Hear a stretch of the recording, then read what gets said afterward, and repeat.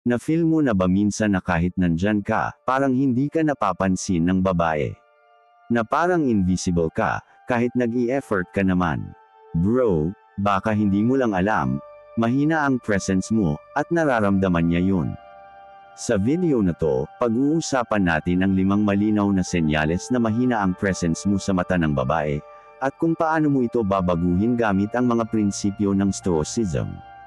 Karamihan sa mga lalaki ngayon, abala sa pagpapakita, hindi sa pagiging. Gusto nilang mapansin, pero nakalimutan nilang magpatatag ng presensya. Ang Stoicism ay nagtuturo ng isang bagay na bihira na ngayon, ang kapangyarihan ng tahimik na lakas. Sa panahong puno ng ingay, ang lalaking hindi kailangang magsalita para maramdaman ay nagiging kakaiba, at kaakit-akit. Ngayon, alamin natin ang 5 senyales na mahina ang presence mo, at kung paano mo ito babaguhin. Sign number 1, you over-explain yourself. Kapag palagi mong nararamdaman na kailangan mong ipaliwanag ang bawat kilos mo, bawat desisyon mo, ibig sabihin, kulang ka sa paninindigan.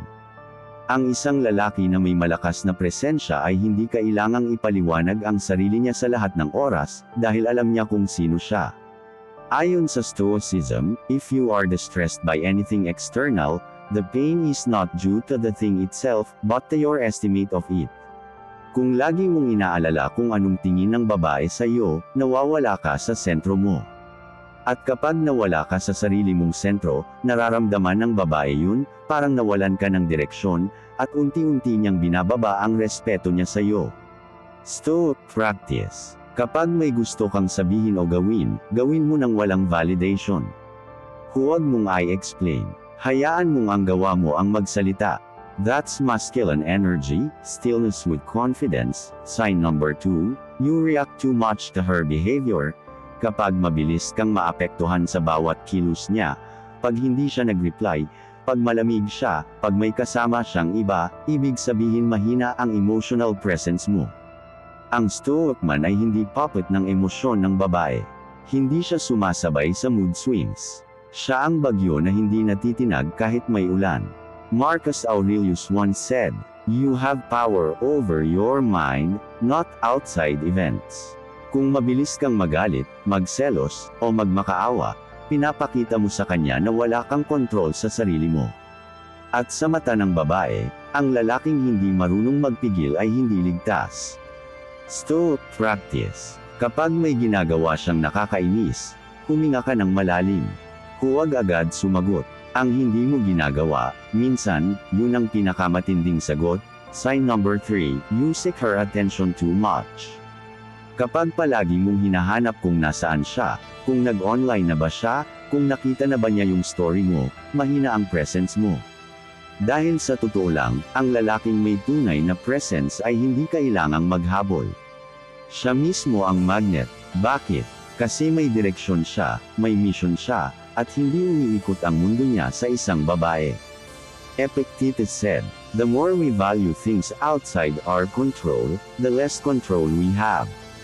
Kung ang validation mo ay galing sa kanya, wala kang power.